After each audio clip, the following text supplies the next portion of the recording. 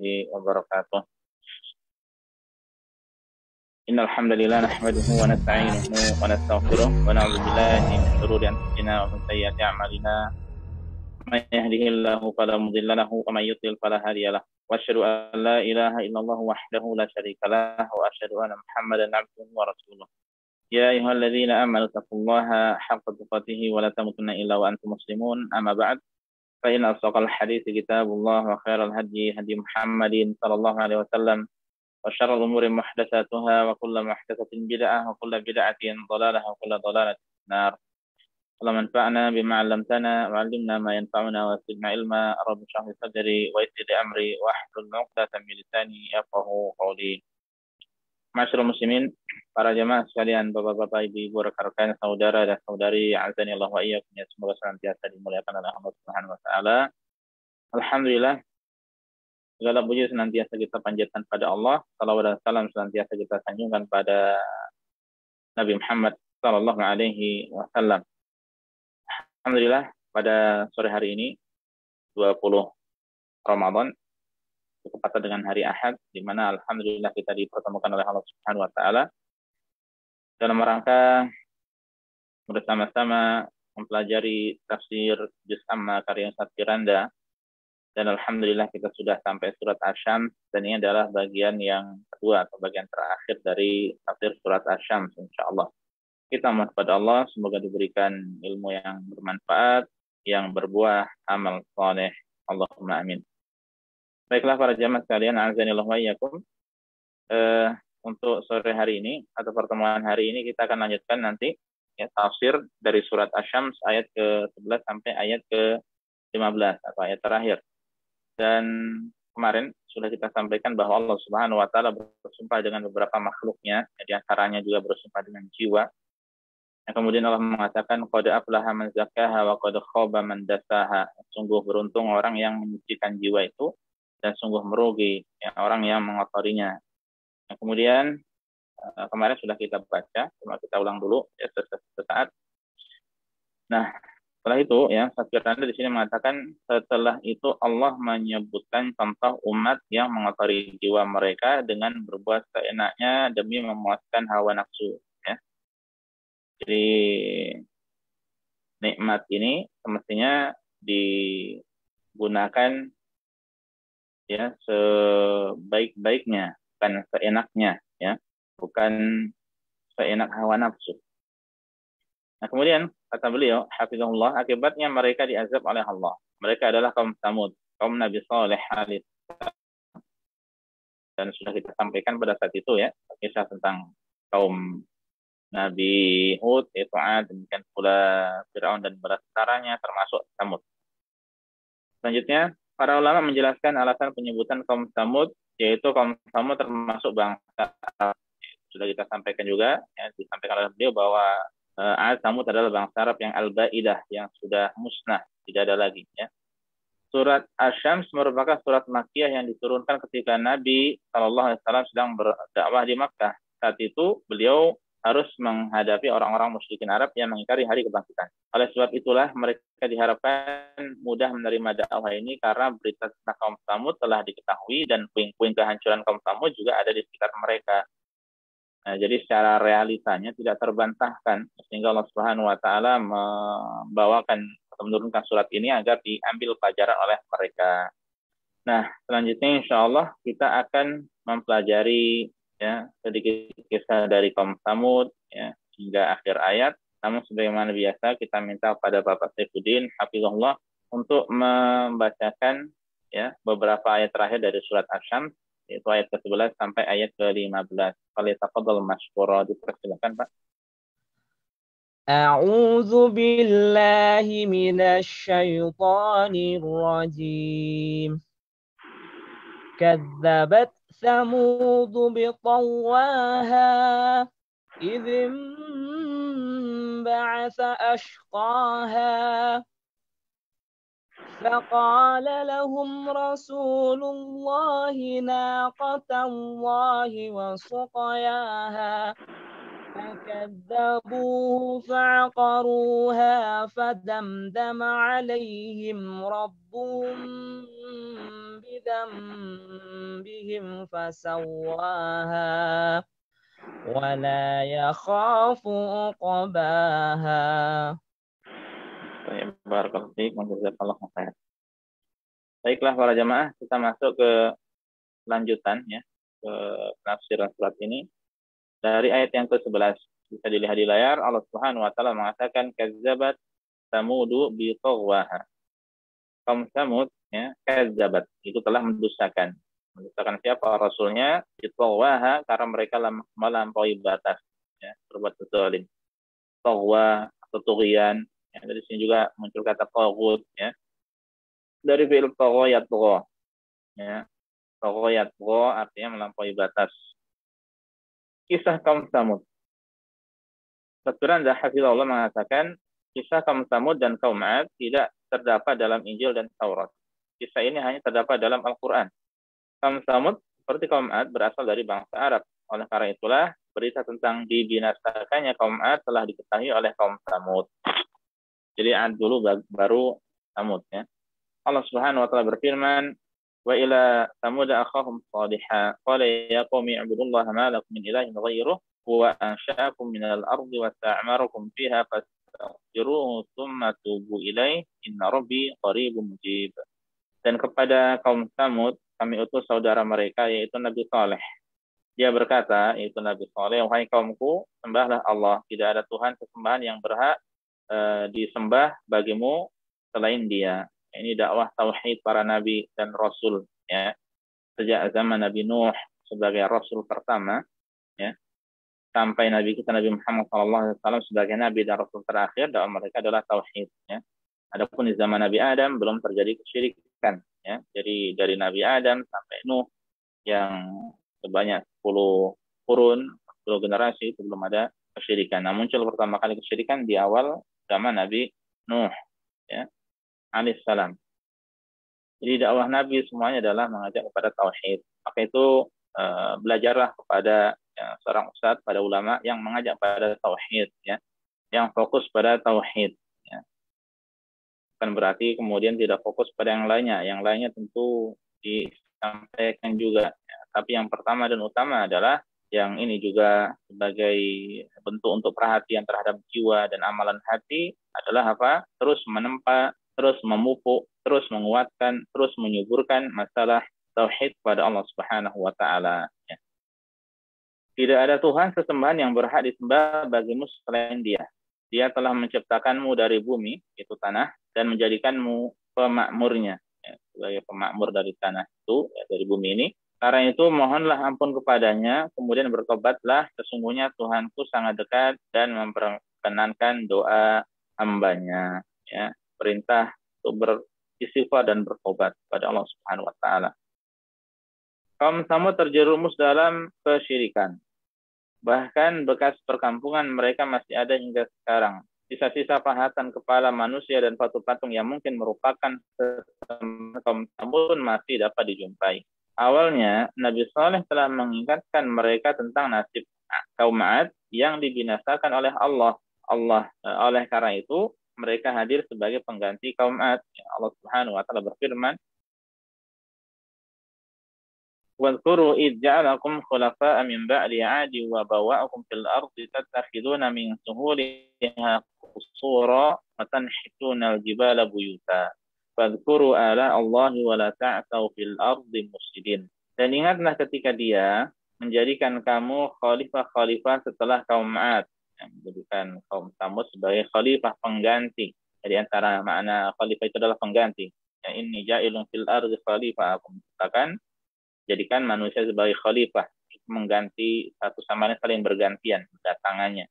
Ya, sebagaimana Abu Bakar adalah khalifah, adalah pengganti Rasul sallallahu alaihi wasallam ya, dari kalangan sahabat. Baik, kita ulangi. Dan ingatlah ketika Dia menjadikan kamu khalifah-khalifah setelah kaum 'Ad dan menempatkan kamu di bumi. Di tempat yang datar, kamu mendirikan istana-istana, dan di bukit-bukit kamu pahat menjadi rumah-rumah. Bukit-bukit, ya, gunung-gunung dipahat menjadi rumah. Ini yang yang Allah berikan pada mereka dari kemampuan. Ya. Maka ingatlah nikmat-nikmat Allah dan janganlah kamu membuat kerusakan di bumi. Ya. Nah, kemudian ini perintah dari Allah. Ya. Tapi ternyata didustakan, ya, tidak diterima oleh mereka. Mukjizat Nabi Saleh alaihissalam telah dikisahkan dalam sejarah. Nah, selanjutnya berkaitan dengan ayat ini ada mukjizat yang di sini disebutkan secara juga ya.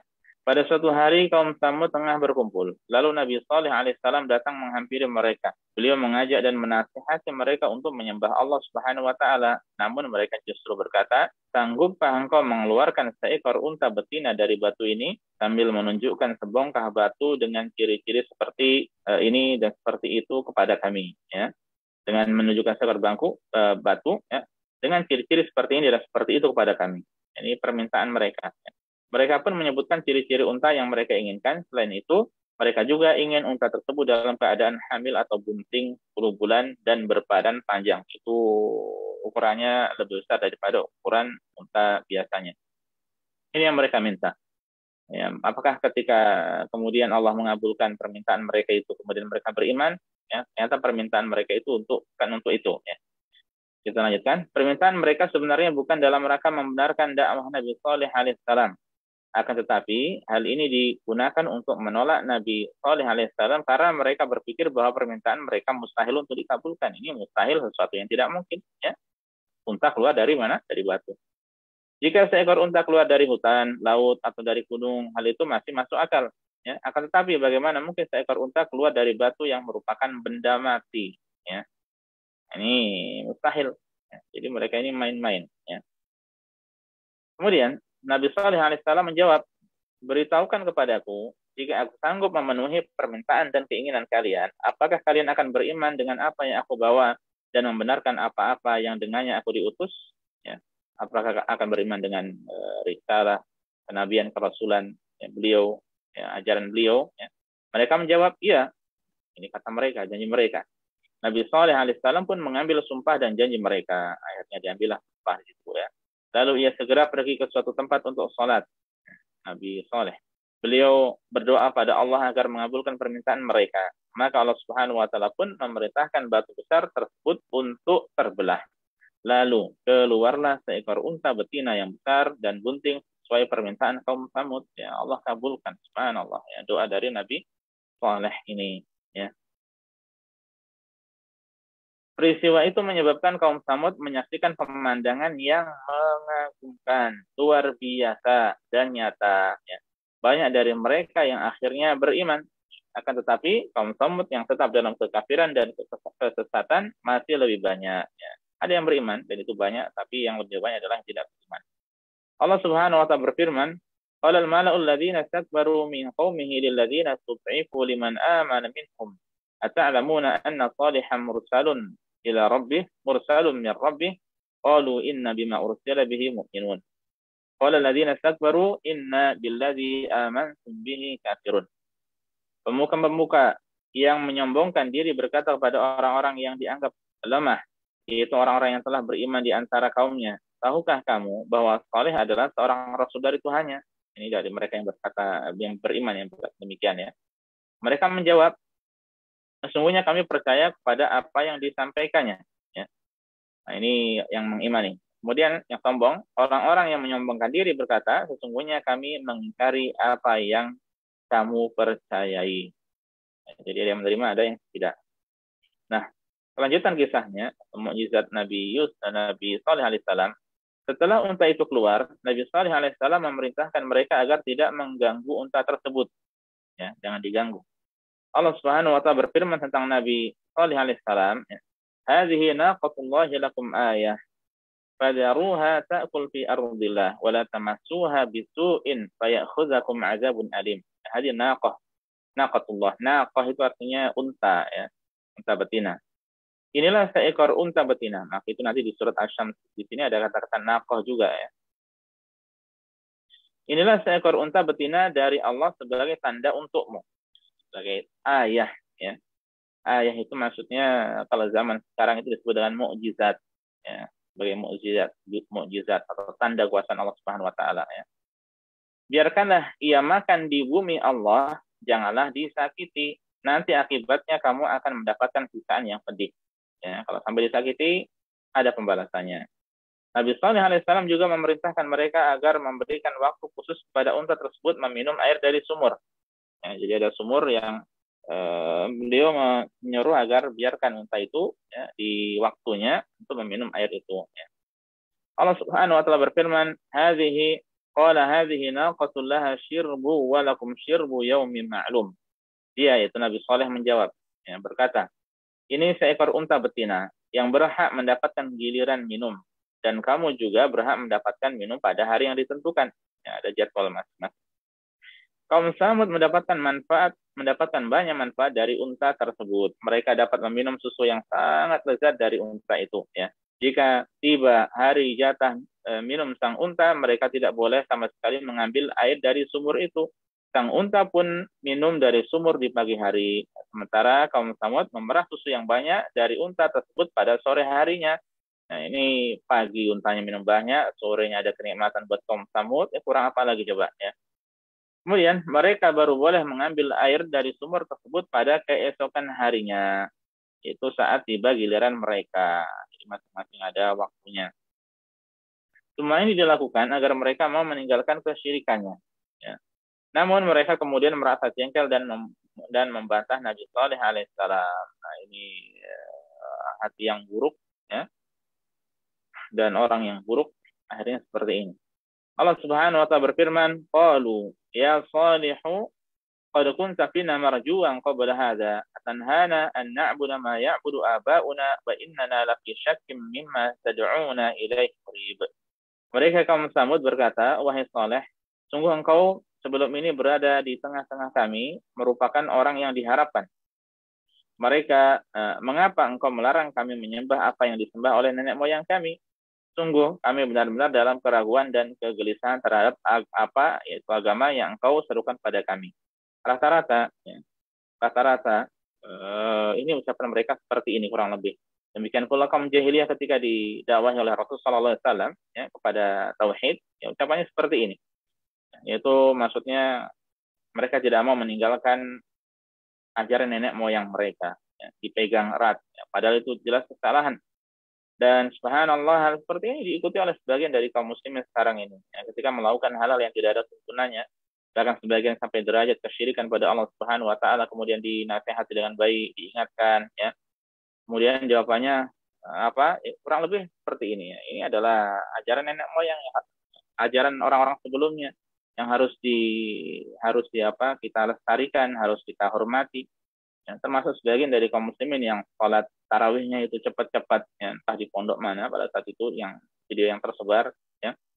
Nah, mereka ketika ditanya kok melakukan seperti itu, ya, karena ini adalah kebiasaan dari kiai di sini, ustadz di sini, ya, kita harus menghormati kebiasaan mereka, ya, subhanallah, ya. Sementara mereka mengatakan menghormati kebiasaan orang-orang sebelum mereka, ya, tapi tidak menghormati Nabi Muhammad SAW yang menjelaskan bahwasanya ada perintah tumaninah dalam sholat. Demikian pula orang-orang yang diajak untuk meninggalkan syirik, tidak mau dan lebih memilih ajaran nenek moyang mereka, ini pun tidak mengindahkan ajaran Nabi kita Nabi Muhammad SAW, tidak mengindahkan ajaran nabi-nabi dan rasul sebelumnya, ya, karena yang harus diikuti adalah para nabi dan rasul. Yang terakhir adalah Nabi kita Muhammad SAW, ya, bukan ajaran nenek moyang, bukan ajaran orang-orang tertentu, tapi ajaran Nabi kita Nabi Muhammad SAW.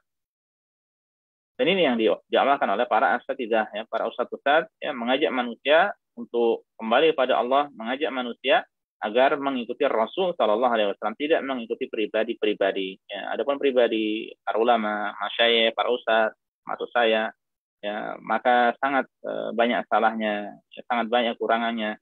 Ya, sehingga kita semuanya mengajak kepada apa? Pada Allah, ya, pada Rasul SAW. Ya. Kalau kita banyak-banyak berdoa, semoga Allah memudahkan, Allah memberikan keikhlasan, ya, Allah memberikan hidayah juga kepada para jamaah, termasuk kepada kita semuanya, agar kita benar-benar kembali kepada Allah Subhanahu wa taala, ya. Tidak fanatik, tidak ta'assub atau fanatik atau taklid buta kepada ustadz ini, ustadz itu, ya, syekh ini, syekh itu, ya, tapi taklidnya, ya, atau mengikutinya hanya pada Al-Quran dan hadis Rasul Sallallahu Alaihi Wasallam dengan pemahaman para sahabat atau generasi salaf soleh, itu juga generasi utama. Nah ini jawaban-jawaban yang tidak ilmiah, ya, kemudian diikuti sampai sekarang ini. Selanjutnya ayat ke-12. Allah mengatakan idzim ba'atsa ashqaha. Ya. Ketika bangkit ya, orang yang paling celaka di antara mereka, yang paling ashqa. Ashqa itu artinya syaqi, itu celaka. Ya. Bangkit untuk apa? Nanti kita sampaikan di sini ya. Penjelasan ayat, akhirnya kaum Tsamud sepakat untuk membunuh unta tersebut. Nah ini, ya, sepakat mereka. Menurut para ulama, orang pertama yang berdiri untuk membunuh unta tersebut adalah Khudar bin Salih. Ya. Dialah orang yang paling celaka di antara mereka. Nabi SAW pada suatu hari menyebutkan unta Nabi Saleh dan orang-orang yang menyembelihnya. Beliau mengutip ayat ini lalu beliau bersabda, ya, idzim ba'atsa ashqaha in ba'atsa laha rajulun azizun 'arimun mani'un birahti mithlu Abi Zam'ah. Kata beliau, yaitu ketika bangkit orang, ya, membawakan firman Allah, ketika bangkit orang yang paling celaka di antara mereka, kata beliau, yaitu seorang yang aziz, yaitu yang langka atau jarang yang seperti dia. 'Arim, maksudnya adalah banyak keburukannya, ya, sulit pula dihadapi. Kemudian dan mani', ya, birahtihi, maksudnya kuat dan dibela oleh kaumnya. Rahat itu adalah jamaah, bulan orang. Ya, yang keadaannya seperti Abu Zam'ah. Ya. Lalu Khudar membunuh unta Nabi Saleh alaihissalam atas perbuatan itu Nabi Saleh alaihissalam memperingatkan mereka. Ya, mereka telah melakukan burukan yang amat nyata. Ya. Allah Subhanahu Wa Taala berfirman, fa'aqaruha. Ya, faqala tamatta'u fi darikum thalathata ayyamin dzalika wa'dun ghairu makdzub. Ini kesudahan mereka, kita simak kesudahan orang yang ingkar pada Allah, orang yang mendustakan Allah. Maka mereka menyembelih unta itu, kemudian itu dia Nabi Saleh berkata, bersukarialah kalian semua di rumah selama 3 hari. Kesempatan kalian hidup ini sudah tinggal 3 hari. Silakan bersenang-senang, bebas sudah, ya. Itu adalah janji yang tidak dapat didustakan. Ya. Meskipun yang membunuh unta itu hanya satu orang, Khudar bin Salih, tetapi Allah Subhanahu Wa Taala menyandarkan pelaku pelaksanaan tersebut kepada mereka semuanya. Coba kalau kita perhatikan kata-katanya, Allah mengatakan fa'aqaru. Ya. Yang paham bahasa Arab sedikit, paham tasrif, dia akan tahu ini dari fi'il aqara. Ya. Aqara. Akor itu artinya menyembelih. Kalau akor buat 1 orang, akor 2 orang, akoru ya berarti 3 orang atau lebih. Ya, Allah menyandarkan mereka semua yang melakukannya. Padahal yang mengerjakan hanya 1. Mengapa? Ya. Hal ini karena pembunuhan tersebut merupakan hasil kesepakatan mereka. Tidak ada pengingkaran di antara mereka. Ya, orang yang tidak mengingkari kemungkaran, ridho dengan kemungkaran. Maka itu para jamaah ketika kita melihat kemungkaran, ya, kalau bisa diingkari dengan tangan, ingkari. Kalau tidak maka dengan lisan, dengan nasihat. Kalau tidak bisa maka dengan hati. Ya, harus kita mengingkari kemungkaran. Baik. Namun mereka tidak mempercayai ancaman serius tersebut. Ya. Allah Subhanahu Wa Taala berfirman tentang perkataan mereka. Fa'aqarunna qata wa'atau an amri rabbihim wa qalu ya salihu tina bima ta'iduna in kunta minal mursalin. Kemudian mereka menyembelih unta betina itu dan berlaku angkuh terhadap perintah Tuhannya. Ya. Mereka berkata, wahai Saleh, buktikanlah ancamanmu kepada kami jika benar engkau salah seorang Rasul. Ya. Ini minta unta sudah dikasih, sekarang minta diazab ini. Ya. Minta diazab orang seperti ini. Ya. Kemudian mereka pun menyesal karena membunuh unta tersebut. Ya. Allah Subhanahu Wa Taala berfirman, fa'aqaruha fa'asbahu nadimin. Kemudian mereka membunuh unta tersebut, lalu mereka menyesal. Ya. Andaikan penyesalan itu di awal, maka tidak ada orang yang menyesal. Ya. Tapi indahnya penyesalan itu di akhir. Ya. Kita tidak bisa protes, namanya penyesalan itu di akhir. Awalnya menggebu-gebu ingin melakukan sesuatu, ingin mengucapkan sesuatu, ingin bermaksiat. Ya. Sesaat setelah langsung bermaksiat, langsung sudah hatinya penuh dengan penyesalan. Ya. Ini manusia, menunjukkan lemahnya manusia. Ya. Diciptakan sangat lemah dari air yang hina, sangat lemah. Nikmat semuanya datang dari Allah, tidak bisa apa-apa kecuali dengan izin Allah. Sudah gitu sombong, songong. Ya. Kemudian apa? Syirik pada Allah Subhanahu wa taala. Terkumpul banyak keburukan-keburukan padanya, ya. Ini kita mohon pada Allah, semoga Allah senantiasa meluruskan hati kita, membenahi hati-hati kita, ya, agar senantiasa istiqomah di atas Islam dan sunnah. Allahumma amin. Penyesalan tersebut tidak bermanfaat bagi mereka karena tidak dapat menolak azab yang akan menimpanya. Sudah tidak ada penyesalan lagi, ya, tidak ada kesempatan lagi bertobat. Ya. Nah, kalau di zaman sekarang masih ada kesempatan bertobat sampai matahari terbit dari barat atau nyawa itu sudah sampai sini nih, ya, sudah mau mati bertobat, maka tidak akan diterima. Ya. Nah, selama belum datang dua waktu tersebut, ya, kita manfaatkan untuk kembali kepada Allah Subhanahu wa taala. Apalagi momen Ramadan adalah momen yang sangat pas, ya. Penyesalan mereka tidak ada artinya sama sekali setelah mereka melihat azab, ya. Sebagian ulama berpendapat bahwa penyesalan itu tidak bermanfaat karena mereka tidak bertobat, ya. Bahkan mereka justru ingin pula membunuh Nabi Saleh, ya. Ada penyesalan tapi tidak menunjukkan tobat, ya. Nah, ternyata bahkan ingin membunuh Nabi Saleh alaihissalam. Allah berfirman, "Wa kana fil madinati tis'atu rahti yusiruna fil ardi wa la yuslihun. Qalu taqasamu billahi lanubayyitannahu wa ahlahu thumma lanaqulanna liwaliyhi ma shahidna mahlika ahlihi wa inna lasadiqun. Wa makaru makra wa makarna makra wa hum la yash'urun. Fanzur kaifa kana 'aqibatu makrihim anna dammarnahum wa qawmahum ajma'in." Apa artinya? Dan di kota itu ada 9 orang laki-laki yang berbuat kerusakan di bumi. Mereka tidak melakukan perbaikan. Mereka berkata, "Bersumpahlah kamu dengan nama Allah bahwa kita pasti akan menyerang dia bersama keluarganya pada malam hari. Kemudian kita akan mengatakan pada ahli warisnya bahwa kita tidak menyaksikan kebinasaan keluarganya itu. Dan sungguh kita orang yang benar." Nah, ini rencananya mereka. Dan mereka berbuat tipu daya. Dan kami pun menyusun tipu daya. Ya, mereka lupa bahwa Allah Maha melihat. Mereka lalai. Ya, sedang mereka tidak menyadari. Ya. Maka perhatikanlah bagaimana akibat dari tipu daya mereka, bahwa kami membinasakan mereka dan kaum mereka semuanya. Ya. Pada marnahum, ya, wa ahlahum ajma'in. Allah binasakan, ya, mereka serta kaum mereka, ya, kaumahum dan kaumnya, ya, semuanya. Rencana mereka tidak berhasil, ya, gagal total. Kemudian Allah Subhanahu wa taala membunuh ke-9 orang tersebut sebelum turunnya azab kepada kaum Tsamud seluruhnya, ya. Nabi Saleh pun menunggu selama 3 hari sebelum diturunkannya azab. Kaum Tsamud membunuh unta tersebut pada hari Rabu. Ya. Ibnu Katsir rahimahullah menyebutkan bahwa pada hari Kamis pagi, ya, tadi membunuhnya Rabu, ya. Kemudian pada Kamis pagi wajah orang-orang Tsamud berubah menjadi kekuning-kuningan. Nah, ini sudah tanda-tanda nih hari pertama.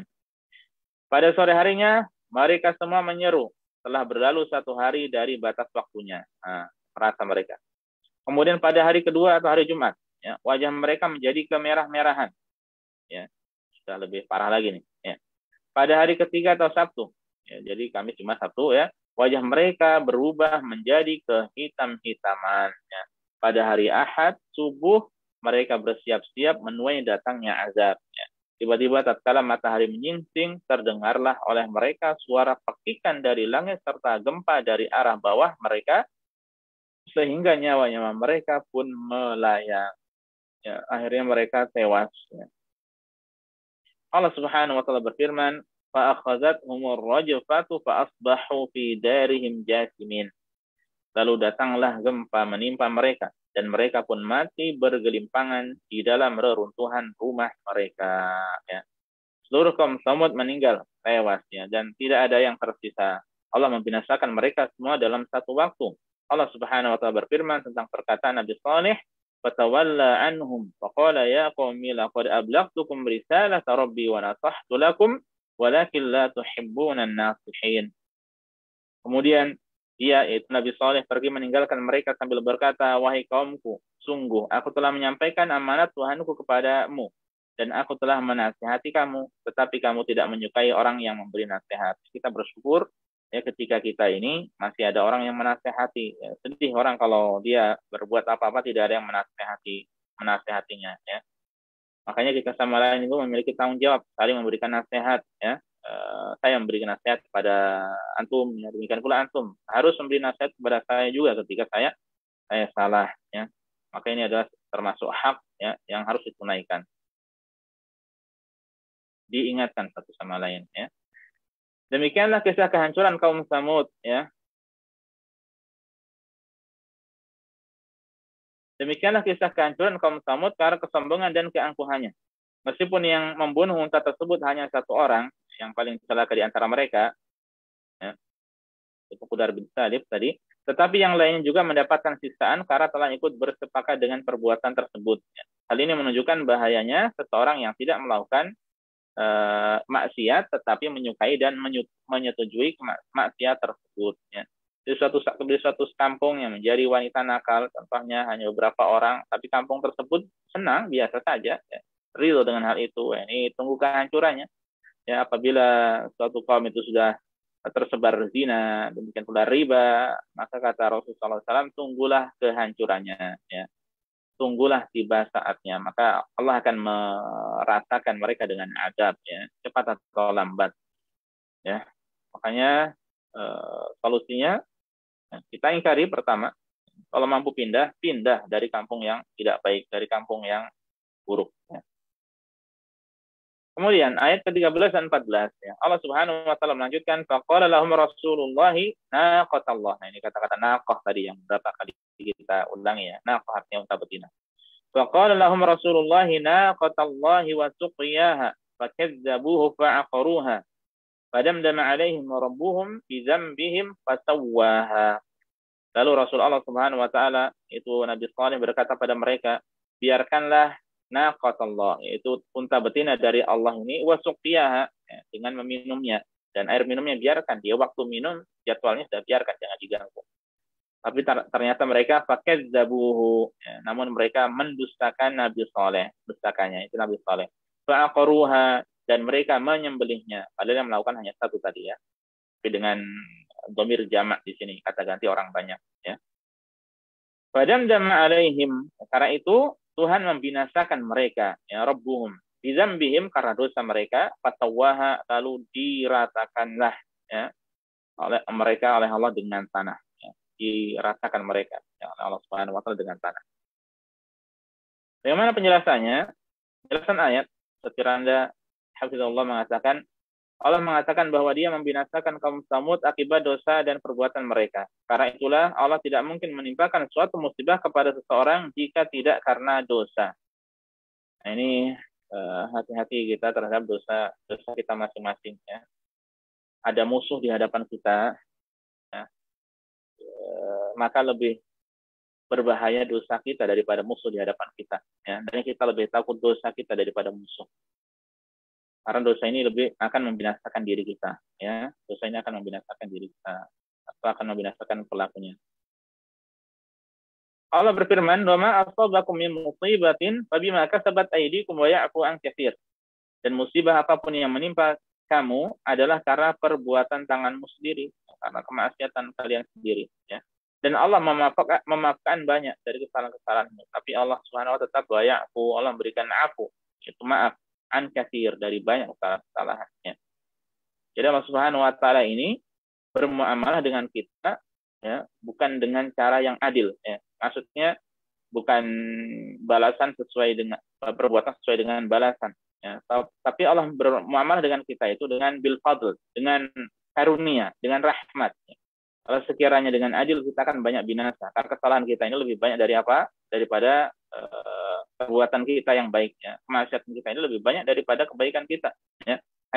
Hanya saja seringnya itu kita tidak merasa. Ya, maka itu kita banyak-banyak bersyukur pada Allah Subhanahu wa taala ketika Allah menjadikan amal soleh satu bisa berlipat-lipat ganda, termasuk puasa yang pahalanya tanpa batas, ya.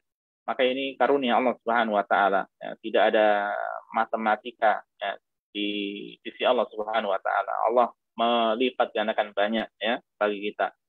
Bukan 1 tambah 1 2, ya. Tapi di sisi Allah 1 tambah 1 bisa 10, bisa 100, bisa 700, bahkan bisa tak terhingga, ya. Setiap musibah yang menimpa kita, kesedihan, sakit, atau dililit utang, atau bahkan istri dan anak-anak yang nakal, maka itu karena perbuatan maksiat yang kita lakukan. Ya.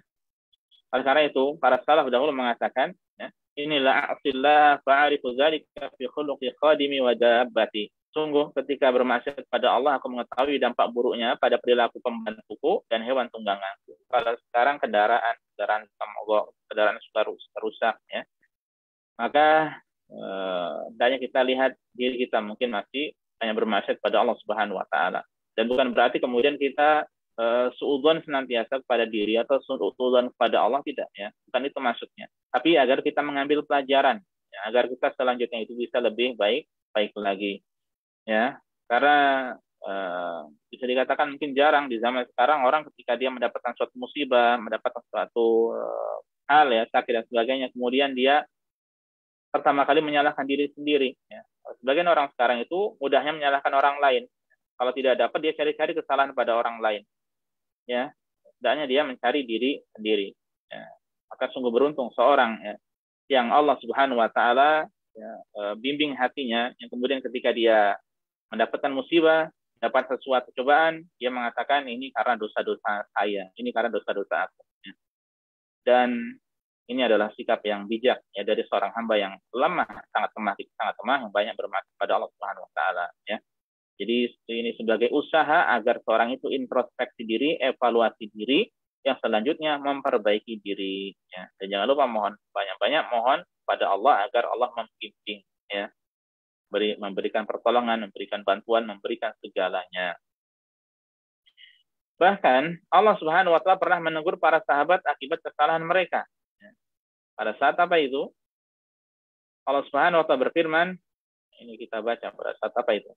Awalamma asabatkum musibatun qad asabtum mithlaiha qultum anna hadza qul huwa min 'indi anfusikum innallaha 'ala kulli syai'in qadir. Dan mengapa kamu heran ketika ditimpa musibah, itu kekalahan pada perang Uhud, ya. Perang Badar, kaum muslimin atau orang-orang kufar 3 kali lipat besar daripada orang Islam, ya, kaum muslimin, para sahabat, ya. Tapi Allah berikan kemenangan pada para sahabat. Di perang Uhud jumlah mereka sudah banyak dari kaum muslimin, ya. Tapi Allah timpakan musibah, itu kekalahan, ya.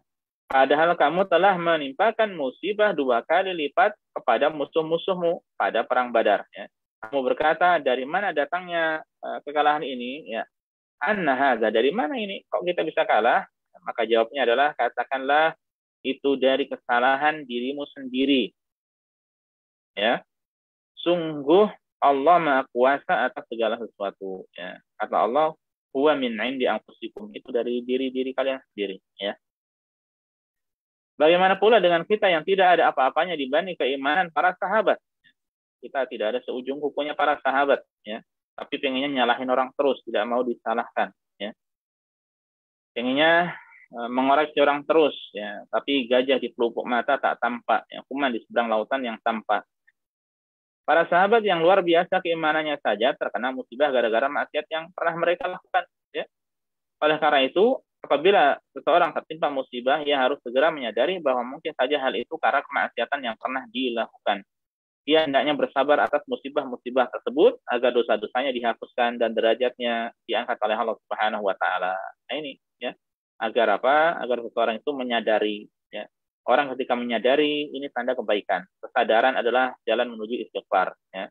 Menyadari dosa adalah jalan menuju istighfar. Kalau orang merasa tidak punya dosa, bagaimana dia akan istighfar, ya. Yang akan istighfar adalah orang yang merasa bersalah, merasa punya dosa, ya.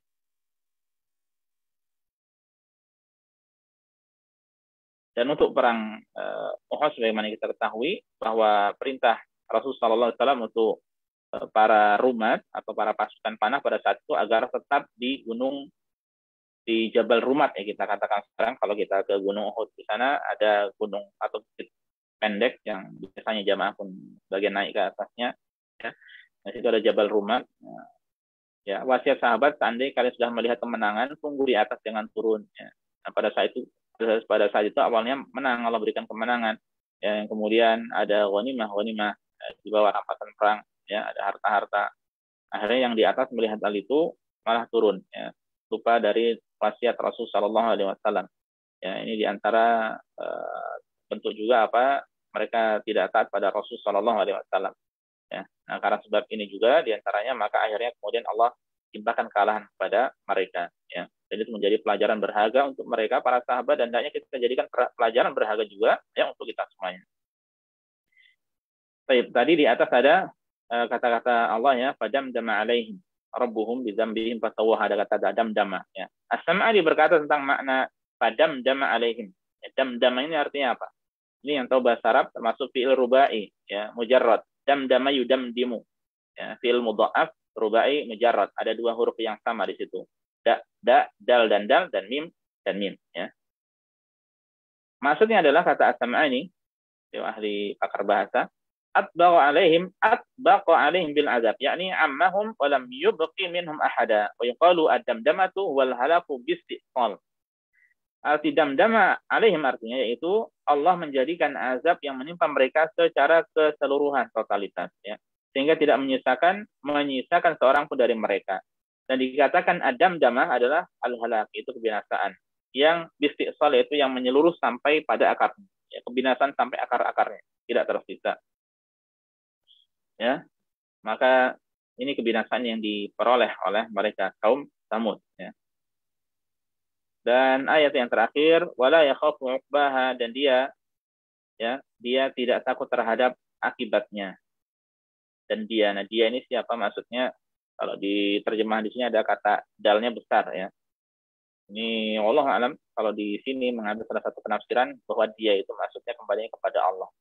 Makanya selanjutnya Ustaz Firanda Hafizahullah menjelaskan tentang penjelasan ahli tafsir seputar ayat ini ya. Ada 3 pendapat ahli tafsir tentang makna ini. Pertama, ya, dia adalah, kata-kata dia ini ya, adalah si pembunuh unta Nabi Saleh yang tidak takut akibat dari aksi pembunuhan yang dia lakukan. Jadi dia yang pertama kembali ke pembunuh tadi. Dia sombong dan merasa akan selamat setelah membunuh unta tersebut. Padahal Nabi Muhammad SAW saja takut akan azab Allah ya akibat maksiat. Apalagi manusia biasa yang derajatnya di bawah Nabi ya, SAW. Allah berfirman, "Qul inni akhafu in 'asaitu rabbi 'adzaba yaumin 'adzim." Ya. Katakanlah wahai Muhammad, perintah dari Allah ya. Ini sungguhnya aku ya, akhafu benar-benar takut ya. In asaitu rabbi adzaba yaumin azim. Itu takut akan azab hari yang besar, itu hari kiamat, jika aku asaitu bermaksiat, mendurhakai siapa? Tuhanku, yaitu Allah Subhanahu wa taala ya. Nabi takut ya, tapi ternyata orang itu sombong sekali ya. Jadi dia di sini kembali kepada yang menyembelih unta itu. Pendapat kedua, dia adalah soleh. Ya, jadi ternyata yang kedua, dhamir atau kata-kata dia ini kembali ke Nabi Saleh.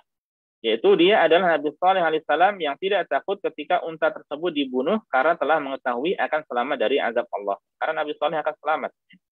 Mereka yang akan diazab hanyalah orang yang membunuh dan sepakat dengan pembunuhan unta tersebut. Ya, sebaliknya yang tidak selamat adalah mereka yang kufur pada, yang mendustakan Nabi Saleh, yang kufur pada Allah Subhanahu wa taala. Ya, jadi dia di penafsiran yang kedua adalah kembalinya kepada Nabi Saleh. Pendapat yang ketiga, dia adalah Allah. Ini tadi di terjemahannya dia dengan huruf gede besar ya. Mungkin maksudnya adalah Allah ya. Dia adalah Allah sendiri yang tidak takut dengan akibat perbuatan tersebut. Inilah pendapat jumhur atau mayoritas ahli tafsir. Artinya, setiap orang yang melakukan sesuatu seperti perusakan atau kezaliman pasti akan memiliki rasa takut dalam hatinya, siapapun dia atau bagaimana keberaniannya. Ya. Jika Allah ingin membinasakan suatu kaum, Allah tidak khawatir dengan perbuatannya. Ya, Allah mau membinasakan mau apa saja, ya Allah tidak khawatir, Allah mah segala-galanya. Ya Allah tahu bahwa mereka berhak untuk dibinasakan sehingga tidak ada yang perlu dikhawatirkan. Nah, ini makna dia pada ayat yang terakhir ini ya. Dia pertama kembali kepada penyembelih unta itu, dua kepada Nabi Saleh, dan ketiga kepada Allah Subhanahu wa taala. Dengan demikian selesailah apa yang bisa dikaji dari surat Asy-Syams ya, walhamdulillah. Dan para jamaah sekalian azanillahu wa iyyakum, ini hari ke-20 ya. mulai nanti malam adalah malam ke-21. Sebagaimana yang sudah kita ketahui insya Allah ya, bersama, bahwa pihak pemerintah Arab Saudi ya, mengumumkan sejak ya, kapan ya, kemarin kalau tidak salah ya, bahwa tidak ada qiyam Ramadan sebagaimana tahun-tahun sebelumnya. Ya, yang ada salat tarawih dan qiyam Ramadan disatukan, yaitu ada salat isya. Ya, ini aturannya. Dan sebagaimana aturan sebelumnya, ya, kurang lebih 30 menit. Ya. Dan sehingga kita menaati ya, apa yang disampaikan oleh pemerintah Arab Saudi. Ya. Ketika seseorang mau menambah salat lagi di rumah, silakan. Mungkin mau berjamaah dengan keluarganya, silakan. Itu adalah kebaikan. Ya, itu adalah kebaikan dan berpahala baginya insya Allah. Hanya saja biasanya mulai tengah Ramadan, kemudian mendekati akhir, nah ini semangat semakin kembang kempis nih ya. Kalau kembang sih mending, kalau kempisnya itu ya. Pasang surut, kalau pasang mending, tapi kalau surut itu ya, nah ini hati-hati ya. Kita lawan lah, kita terus lawan. Ya. Di mana-mana orang kalau berlomba berpacu itu mendekati finish ya akan semakin ngebut ya. Entah itu balap sprint ya. Kalau sprint dari awal mungkin ya, yang 10 kilo lah mungkin, atau lebih dari itu, atau mungkin balap mobil, balap motor, ya, dan lain sebagainya. Semakin mendekati garis finish akan semakin ngebut. Ya. Lap terakhir akan sudah gaspol. Ya. Maka itu hendaknya kita pun berusaha seperti ini. Ya. Sekarang ada lemas, ada malas, bismillah sudah. Ya. Kita tahu bahwasanya obat malas itu ya jangan malas ya. Obat apa? Obat futur jangan futur. Ya. Makanya kita berusaha untuk melawan itu semuanya. Bismillah ya. Semoga yang kemudian Allah berikan semangat lebih pada kita ya. Jangan lupa kita tambah ibadah-ibadah kita. Kita tahu bahwasanya karena Rasulullah sallallahu alaihi wasallam yajtahidu fil ashril awakhir ma la yajtahidu fi ghairihi, bahwasanya beliau itu semangatnya di 10 malam terakhir di bulan Ramadan melebihi semangat beliau di malam-malam sebelumnya. Ya, dan Aisyah menjelaskan ya, bahwasanya apabila karena Nabi sallallahu alaihi wasallam bila dakhala al-ashru, bahwasanya Rasulullah kalau sudah masuk 10 malam terakhir itu apa? Maka beliau syadda mizarahu, mengencangkan tali kainnya, ikat pinggangnya ya. Ini merupakan kata kiasan untuk menunjukkan beliau semangat ya. Atau beliau menjauhi istri-istrinya karena semangat beribadah ya. Wa ahya lailahu, beliau menghidupkan malam itu dengan ibadah. Wa iqadha ahlahu, dan beliau membangunkan keluarganya untuk beribadah ya. Maka di 10 malam terakhir ini ya kita berusaha untuk semangat dalam beribadah pada Allah Subhanahu wa taala. Yang biasa ngaji mungkin setengah juz ditambah lagi ya, yang biasa mungkin anggap saja ngajinya setengah jam ditambah lagi 1 jam, atau 1 jam 2 jam dan seterusnya ya. Seraya memohon pada Allah keikhlasan. Zikir diperbanyak ya, sambil jalan sambil zikir sambil istighfar ya. Jangan lupa juga nasihat Rasulullah sallallahu alaihi wasallam kepada Aisyah dengan mengucapkan doa Allahumma innaka afun tuhibbul afwa fa'fu anni, yang insyaallah kita semuanya sudah hafal ya. Ini sebagai modal bagi kita semuanya yang untuk mendapatkan Lailatul Qadar ya. Karena memang Rasulullah SAW merintahkan agar kita mencarinya itu pada 10 malam yang terakhir ya. Kalau memang masih kurang semangat, jangan sampai lengah pada 7 malam yang terakhir. Yang kemudian yang paling diharapkan ada itu pada malam-malam ganjilnya ya. Itu diharapkan, bukan dipastikan ya. Itu besar harapan tapi bukan dipastikan, sehingga tidak bisa tidak melainkan kita harus ya bersungguh-sungguh ya, semestinya dari awal Ramadan sampai akhir Ramadan ya. Kemudian jangan lupa juga ya, perbanyak doa-doa kebaikan ya, untuk diri kita, untuk orang tua kita ya, untuk negara kita ya, Indonesia, untuk termasuk Arab Saudi ya, yang tempat kita tinggal di sini ya. Demikian pula orang-orang yang kita sayangi, kita kasihi, ya, keluarga kita, karib kerabat kita ya. Jangan lupa guru-guru kita, juga murid-murid kita ya, dan lain sebagainya. Nah, kita doakan banyak-banyak doa kebaikan ya untuk mereka dan kepada kaum muslimin seluruhnya ya, baik yang masih hidup atau yang sudah meninggal ya. Nah, ini jangan ditinggalkan ya, karena itu semuanya doa meskipun ditujukan untuk mereka, faedahnya adalah untuk kita ya. Kita akan mendapatkan manfaatnya, kita akan mendapatkan keutamaannya ya, dan kita akan mendapatkan pahalanya di sisi Allah Subhanahu wa taala. Adapun selanjutnya ya, hal-hal lain berkaitan dengan masalah amalan-amalan, saya kira kita sudah sering mendengarkan ya, apa saja cara perinciannya, insya Allah sering kita dapatkan. Ya, semoga tinggal kita membaca lagi, dan 2 hari yang lalu sudah di-share juga 10 hari terakhir di bulan Ramadan bersama Rasulullah SAW, ya. Dan tinggal kita lakukan dari amal-amal kebaikan yang mudah, ya, silakan dilakukan, ya. Dan banyak-banyak juga mohon pada Allah agar diberikan keikhlasan, ketulusan, ya, dan banyak-banyak mohon pada Allah agar diberikan istiqomah di atas Islam dan sunnah, ya. Karena sebaik-baik karomah, kata Syekhul Islam Ibnu Taimiyah rahimahullah, adalah istiqomah, ya. Seorang bisa istiqomah, lurus, lempeng dalam beragama, ya, tidak goyang kanan kiri, maka itu adalah luar biasa, ya. Itu yang kita sangat harapkan, ya. Baiklah para jamaah, ini yang bisa disampaikan pada pertemuan kali ini, ya. Semoga bermanfaat bagi saya dan kita semuanya. Wallahu ta'ala a'lam wa sallallahu ala nabiyyina Muhammad wa sallama tasliman katsira. Syukran, jazakallah khairan Ustaz atas ilmu dan faedah yang antum sampaikan. Insyaallah akan menjadi ilmu yang sangat bermanfaat bagi kami. Amin ya rabbal alamin. Ustaz, ini ada pertanyaan masuk Ustaz. Assalamualaikum Ustaz. Barakallahu fikum Ustaz. Mohon nasihatnya. Bagaimana jika kita tidak bisa hijrah dari tempat yang banyak menyimpang dari sunnah Rasul dan kebid'ahan, karena di situ masih ada kedua orang tua dan kampung halaman. Di sisi lain, kalau kita masih tetap di situ, khawatir akan mempengaruhi akidah kami. Jazakallah khairan Ustaz. Baik, Waalaikumsalam warahmatullahi wabarakatuh. Jazakumullah khair. Barakallahu fiik. Nasihat, wasiat yang disampaikan oleh para ulama berkaitan dengan masalah yang ditanyakan adalah hendaknya tetap, ya, berdiam di rumah, ya. Hendaknya tetap berdiam di rumah, ya. Demikian pula tidak keluar, ya, kecuali ada kebutuhan. Tidak keluar kecuali ada kebutuhan, ya. Kemudian banyak-banyak berdoa pada Allah Subhanahu wa taala, ya. Di zaman yang banyak fitnah, di tengah-tengah kita banyak godaan dari syahwat, demikian pula syubhat, ya. Amal-amal juga yang aneh-aneh di sekitar kita, akidah-akidah yang aneh-aneh, sampai-sampai di zaman sekarang ini sudah sangat nyeleneh, na'udzubillah, ustaz ceramah di gereja dan sebagainya, na'udzubillah, ya, kasih sayang dengan orang-orang kufar, ya. Tidak ada wala wal bara', tidak ada loyalitas, ya, dan kebencian lagi, ya. Padahal itu yang diterangkan diantaranya di beberapa ayat Al-Quran, ya.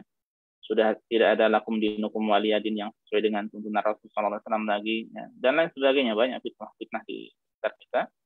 Maka di antara doanya, di antara amalan kita adalah banyak-banyak berdoa, ya. Allahumma inni a'udzubika minal fitan ma dhahara minha wa ma batan. Ya Allah, aku berlindung kepadamu dari segala fitnah, baik yang lahir maupun yang batin, baik yang tampak ataupun yang tidak tampak. Ini banyak-banyak kita berdoa dengan doa ini, atau juga doa ya muqallibal qulub tsabbit qalbi ala dinik, ya. Wahai zat yang membolak-balikkan hati, ya, teguhkanlah, kuatkanlah hatiku di atas agamamu, ya.